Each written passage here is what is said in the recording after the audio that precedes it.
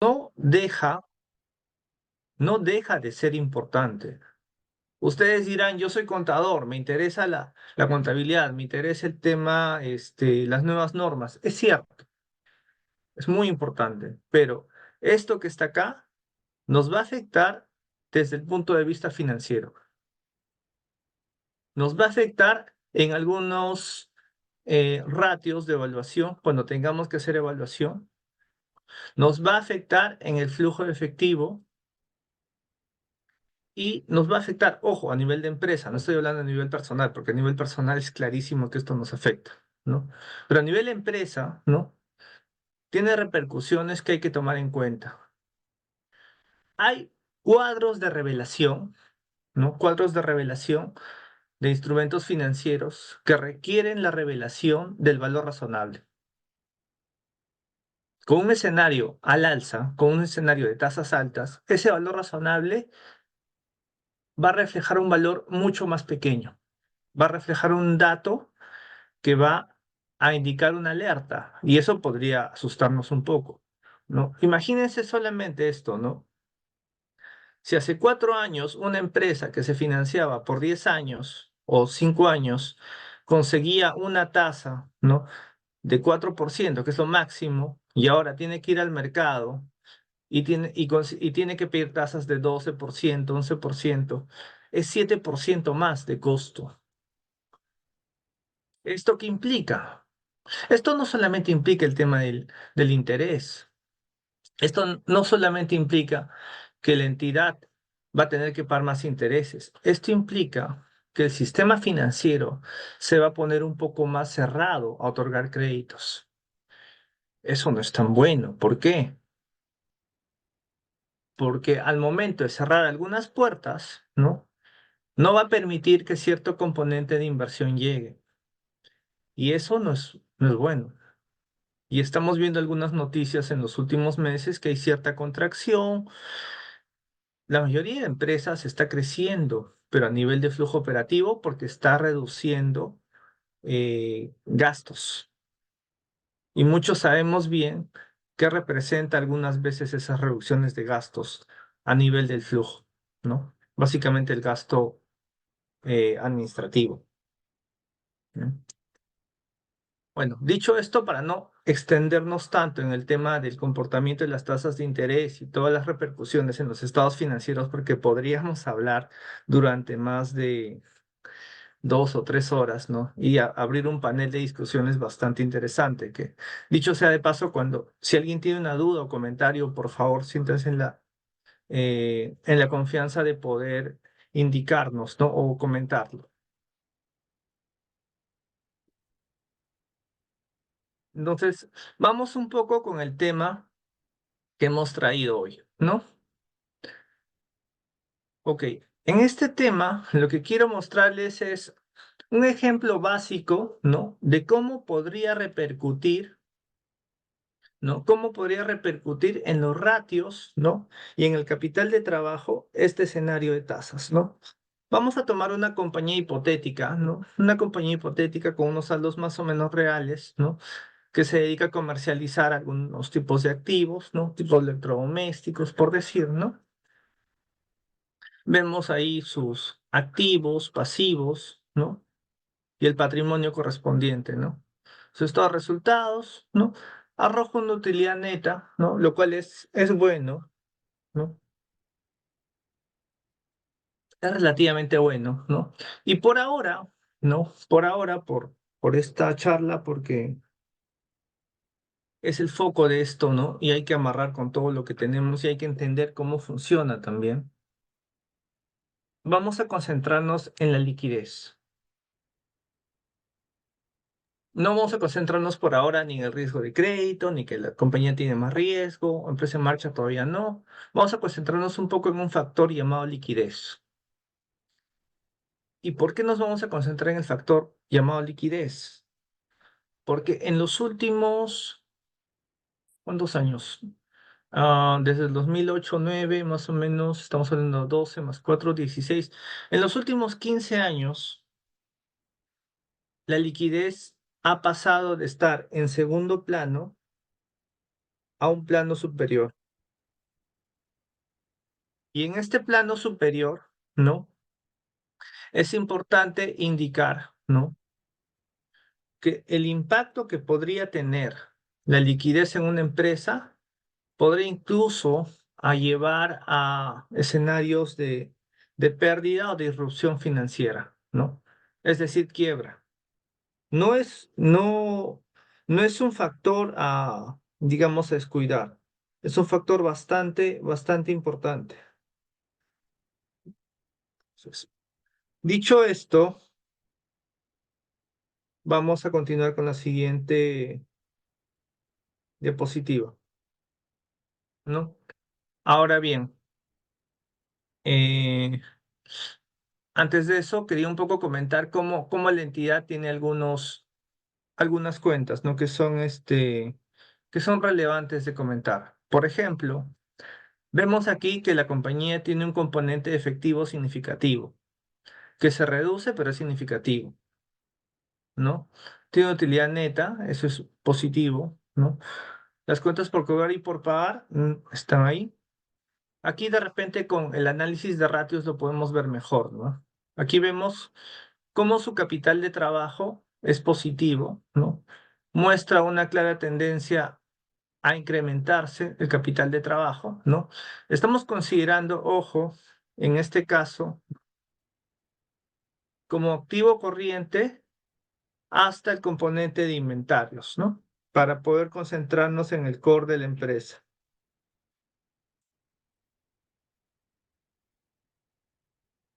Ujú.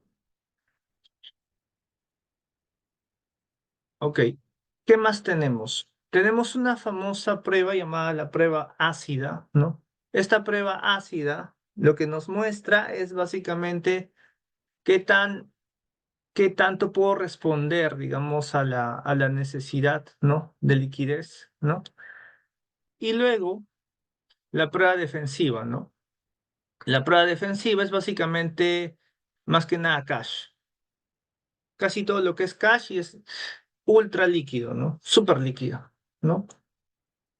Porque, ojo, no es lo mismo tener algo que es casi equivalente a efectivo que tener, digamos, que tener efectivo, ¿no? En este caso. A ver, ahora bien, vamos a entrar a crear un escenario, ¿no?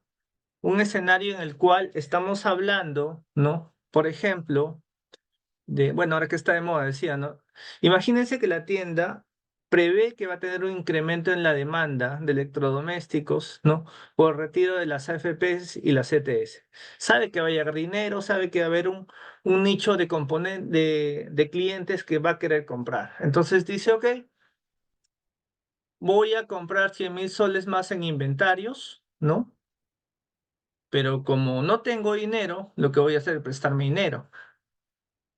Y sabemos bien, ¿no? Sabemos bien, ¿no? Que en este escenario actual el costo de interés es más alto, ¿no? No es no es un costo que, como hemos visto en los cuadros, ¿no? Era mucho más pequeño, ¿no? Asimismo, ¿no? Bueno, creo que se ha cortado un poco, ¿no? Pero básicamente va a vender toda la mercadería a 200.000, ¿no? Pero la va a vender al crédito. La va a vender al crédito, ¿no? No vamos a considerar un impacto del IGB porque, bueno, no queremos hacer algo muy complejo, ¿no? Y sabemos que esto le va a generar 5.000 soles de gasto financiero adicional, ¿no? En intereses por pagar, ¿no? Vemos un rato más la figura que tenía antes, ¿no? Vemos algo que es importante, que esta entidad tiene un manejo, podría ser que no tenga un manejo óptimo de la liquidez, porque tampoco es bueno, tampoco es bueno tener tanto cash en todo momento, ¿no? ¿Por qué? Porque ese cash que tú tienes tampoco lo estás trabajando, ¿no? Como dice el famoso dicho, no time is money. Entonces, si tú tienes dinero, lo que tú te corresponde a ti es trabajarlo, generar un retorno con eso y estar tranquilo, ¿no? porque si es que tú no lo trabajas, ¿no? También estás dejando de generar algún retorno, lo cual no es óptimo, ¿no? Pero hay entidades que a veces tienen ese tipo de capacidad, ¿no? Ok, entonces vamos a incorporar los datos indicados en el escenario, ¿no? Y aquí podemos ver los resultados, ¿no? Como estamos diciendo, el efectivo no se va a incrementar, ¿no? No se va a incrementar, ¿por qué? Porque está vendiendo a crédito. Entonces, no va a ingresar el efectivo. Sin embargo, mis cuentas por cobrar se van a ensanchar bastante, ¿no? Se van a ensanchar bastante porque van a tener esos 200.000 que están ahí, ¿no? El inventario no va a tener una variación porque efectivamente hemos vendido esos 100.000. O sea, digamos, la idea fue buena, ingresé, compré y, y vendí todo, ¿no? Porque, digamos, mi análisis financiero, ¿no? Fue bastante óptimo.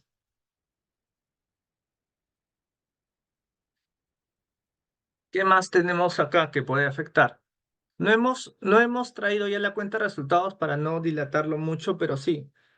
eh, en los resultados vamos a tener un mayor ingreso, efectivamente, y vamos a tener un costo de ventas asociado, ¿no? El neto es una ganancia de 100.000 y habría un impacto también, ¿no? Habría un impacto que se observaría en las utilidades retenidas por el gasto financiero, ¿no? Un impacto neto que hace que mis utilidades retenidas sean mayores. De forma adicional, mi apalancamiento, es decir, mi deuda que está acá, se va a incrementar, ¿no? De 250.000 a 350.000. Y eso va a significar, ¿no? Eso va a significar que yo tenga intereses por pagar mayores, ¿no? Entonces, todo está cuadrado, no se preocupen, ¿no? Eso sí ha sido es un escenario con data bastante real y es un escenario bastante plausible, ¿no? Para ver cómo efectivamente podríamos ver el impacto, ¿no? De tasas de interés en mi gestión de capital de trabajo.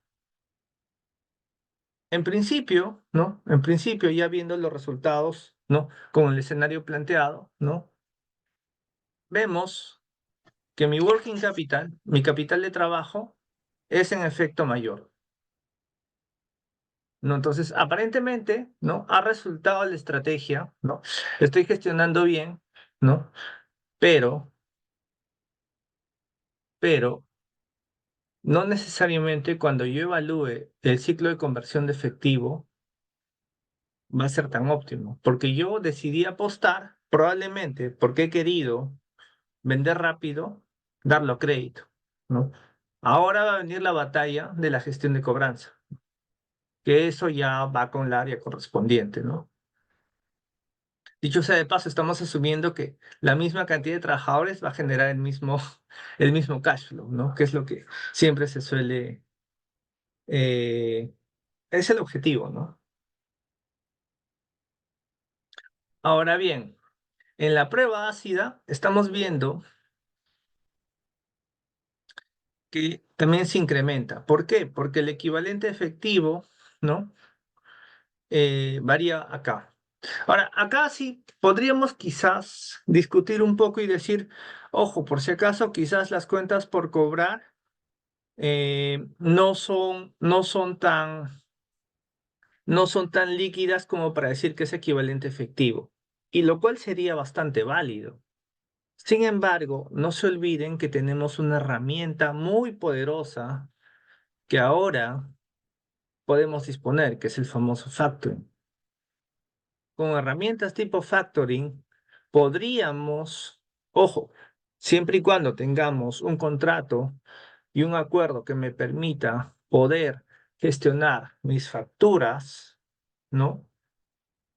En corto plazo, previo descuento, claro, ¿no? Pero ya podría disponer de ese capital. Podría incorporar esto en equivalente efectivo. Que dicho sea de paso, en la norma, en la NIC 7 también lo relaciona, ¿ya? Eso es un punto que debemos fusionar cuando hablemos de NIC 7 y hablemos también de este tema, ¿no? Porque es muy importante. Porque, bueno, la NIC 7 es la única norma en la cual el concepto de percibido es el más importante. En dicha norma nos olvidamos por un momento, ¿no?, del devengado. Y nos concentramos en el percibido.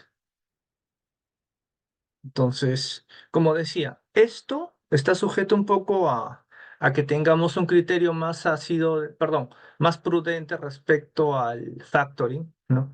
Si no tuviéramos factoring, no habría esta mejora tan grande que tenemos, ¿no? Y bueno, finalmente, ya ingresando a la prueba defensiva, en la prueba defensiva sí tenemos que no estamos en realidad en capacidad de poder responder de la misma forma. ¿Por qué? Porque si bien yo hice toda la gestión, ¿no? Hice toda esta gestión, eh, aún no se ha convertido toda esta cuenta por cobrar que habíamos dicho de 200.000, que podría ser 200.000, 10 millones, 20 millones, lo que se disponga, ¿no? En efectivo. Entonces, Hecho la deforestación, han hecho un montón. no, perdón, creo que alguien Su tiene pensión, pero el micrófono prendido.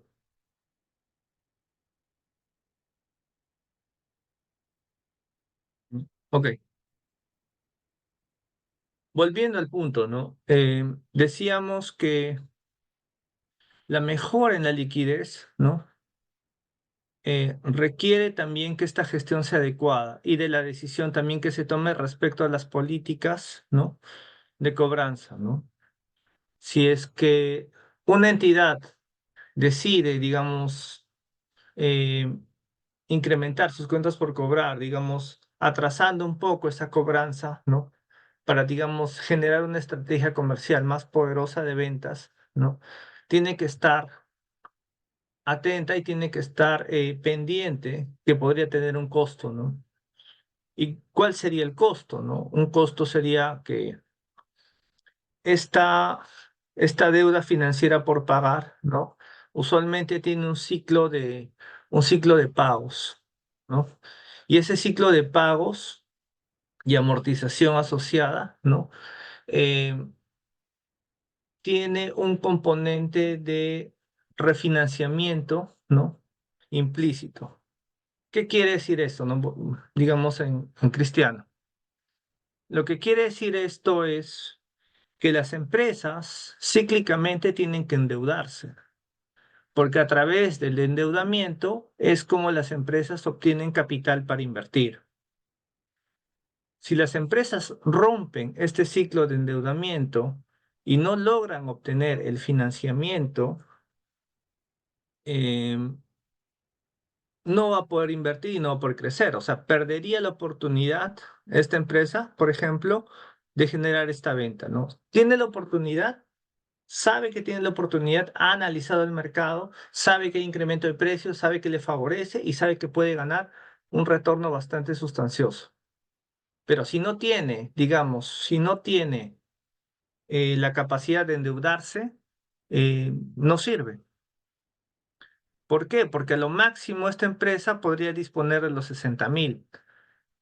Y eso, tal vez un poco menos, ¿no? Porque hay cierto componente de este efectivo que ya está destinado a ciertas cosas. Entonces, de lo que tiene efectivo no le alcanzaría para hacer la estrategia que quiere, porque a veces con la estrategia adecuada tú logras el óptimo de precios, tanto como de compra como de venta.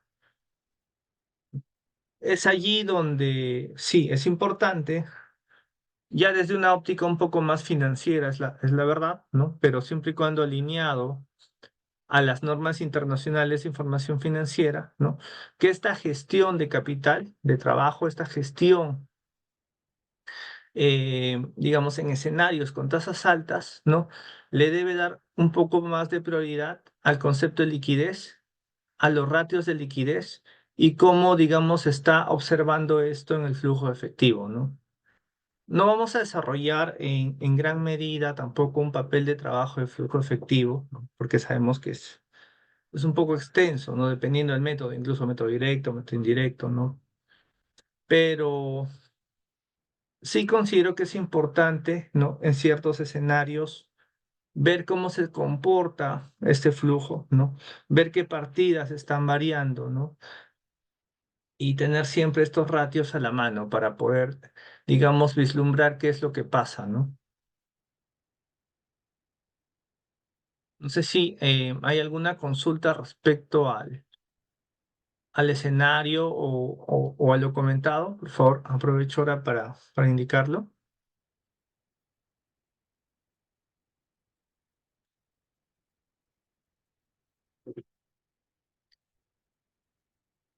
Ok, ya que no hay preguntas, vamos a proseguir entonces con esto. Ya casi, digamos, cerrando un poco esta exponencia, ¿no? Vamos de nuevo por acá, solo para refrescar esto, ¿no? Ujú. Ya casi como resumen, ¿no? El escenario planteado, ¿no? Refleja un poco el mayor costo de la deuda. ¿Qué implica eso? Como resumen, que hay 5.000 soles más en este caso, que yo no voy a poder financiarme en un caso de escenario de alza de deudas, porque si bien antes el interés me costaba, digamos, 1.000 o 2.000, ahora me cuesta un poco más, ¿no? Eso implica que mi capacidad de endeudamiento podría disminuir. ¿Y cómo se refleja eso? En que mi capacidad de inversión también puede caer. Y si mi capacidad de inversión puede caer, ¿no? Al momento yo de generar mi estado de resultados, ¿no? Mi proyectado que yo tenía inicialmente no lo voy a poder cumplir, ¿no? Si reduzco ventas, ¿no? No voy a poder cubrir los costos fijos asociados, que son generalmente los gastos operativos, ¿no?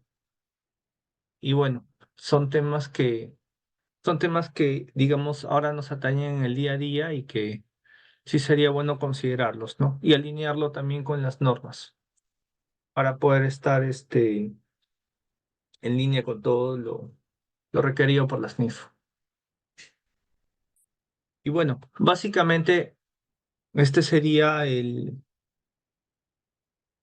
lo que quería compartir con ustedes, ¿no? Espero que les haya sido de utilidad, ¿no? Para ver un poco y aterrizar un poco cómo las tasas y cómo lo que estamos viviendo en el día a día puede afectarnos, ¿no? Y cómo podemos también nosotros generar una estrategia más adecuada, ¿no? Para cubrirnos y estar, digamos, no expuestos, ¿no? Porque es probable que estas tasas sigan al alza, ¿no? Es probable que este comportamiento que vemos de tasas altas continúe todavía por un tiempo. No se ve en el corto plazo que esto vaya a cambiar mucho, ¿no?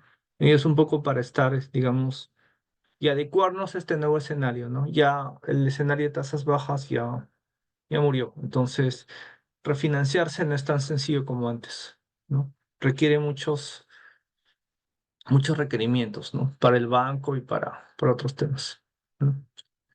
Dicho esto, bueno, quería concluir esto y bueno, agradecer la oportunidad por permitirme exponer estos temas con ustedes, ¿no? Que son parte del día a día que vivimos nosotros, ¿no?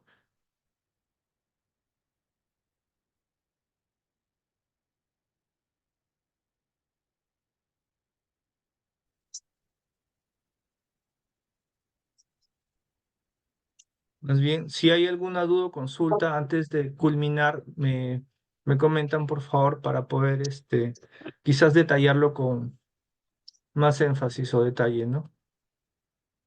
Bien, mi estimado Hans, en temas financieros siempre decimos que parece que nuestros colegas contadores un poquito que andan débiles y siempre como que no les gusta comentar mucho. Pero bueno, vamos a tratar de motivar en estos temas.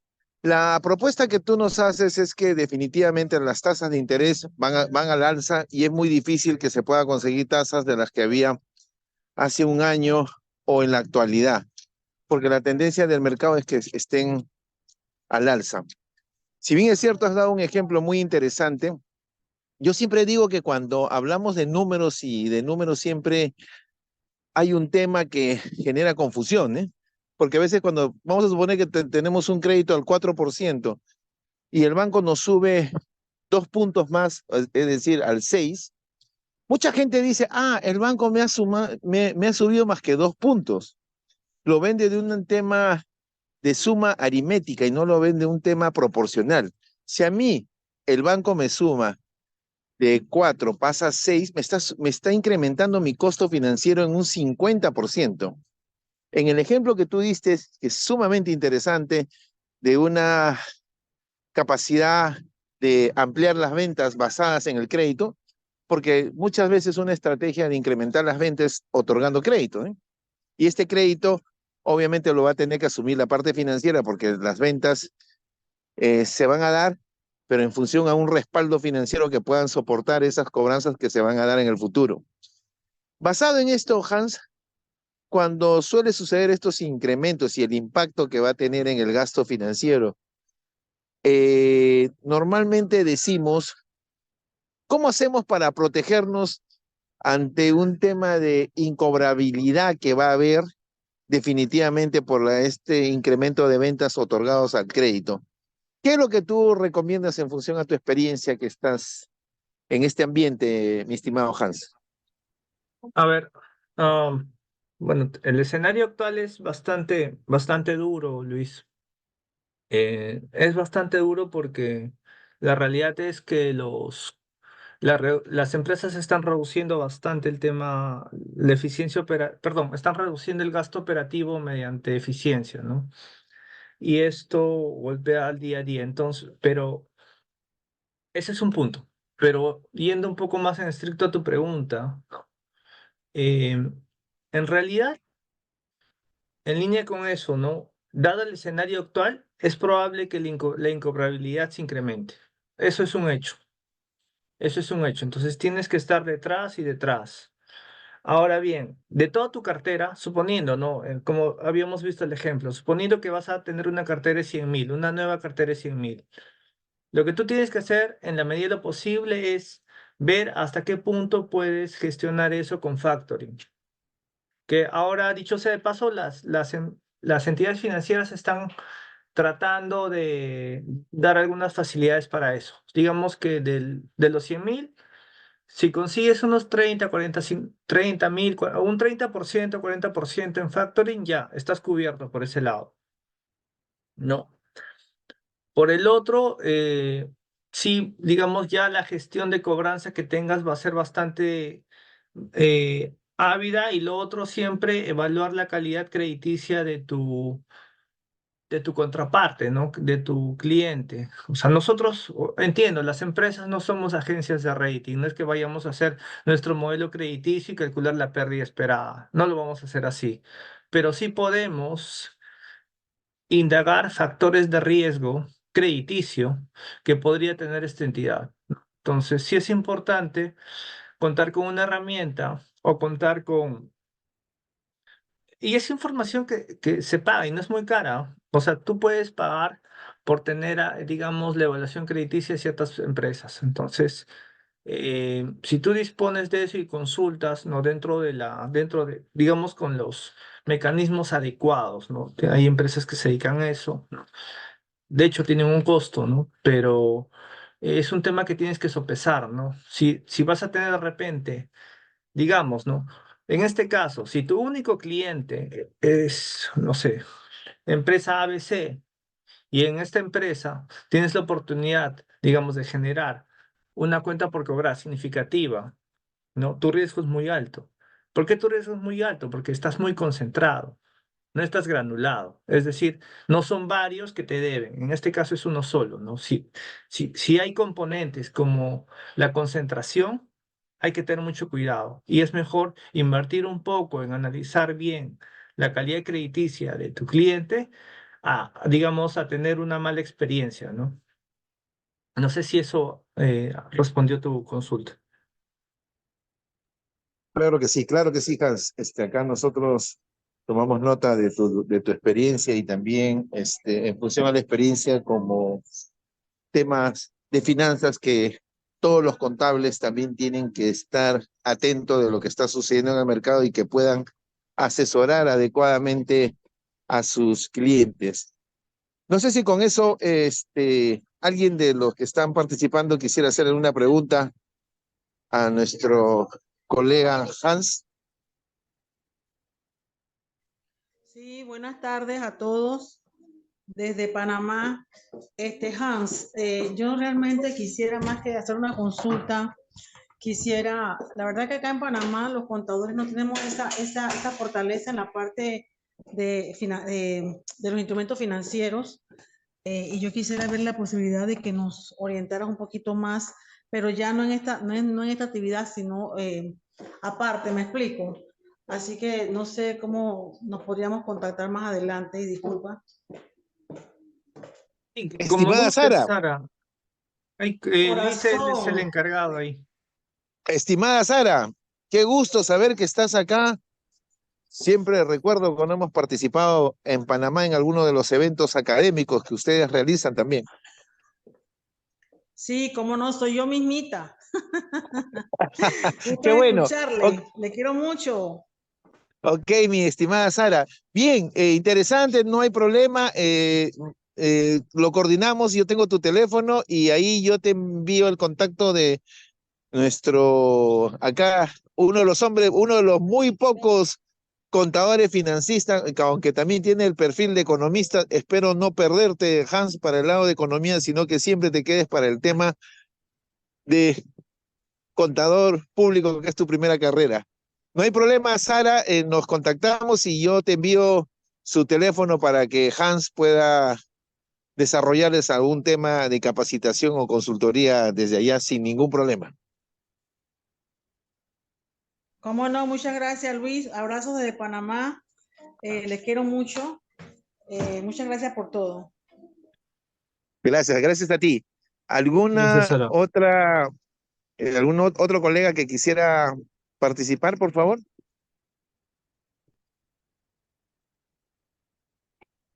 Bien, no habiendo más consultas, sé que a veces los temas financieros son un poquito duros. Hans, agradecerte por esta participación en este quinto seminario nacional e internacional de contabilidad y peritaje contable, donde venimos tocando temas de tributación, venimos tocando temas de NIF, venimos tocando temas de finanzas, venimos tocando temas de peritaje, de compliance, buscando que ampliar el horizonte del profesional contable en nuestro país. Agradecerte, Hans, una vez más y esperamos contar contigo en una próxima convocatoria académica de estos temas, Hans. Que sí, Luis, muchas gracias por todo y bueno, agradezco la oportunidad para poder exponer algunos temas de actualidad, ¿no? Muchas gracias, Hans. Bien, Listo. y para cerrar el día de hoy, que ha sido un día maratónico, con la octava conferencia, ya está en sala nuestro colega Mario Alfaro. Mario, muy buenas noches. Buenas noches, Luis. Buenas noches con todos. ¿Cómo están? Un gusto saludarlos. ¿Qué tal, Mario? Muchas gracias por estar acá en este quinto seminario nacional e internacional de contabilidad y peritaje contable que realizamos en coordinación con el Colegio de Contadores Públicos de Loreto. Aquí nos encontramos en nuestra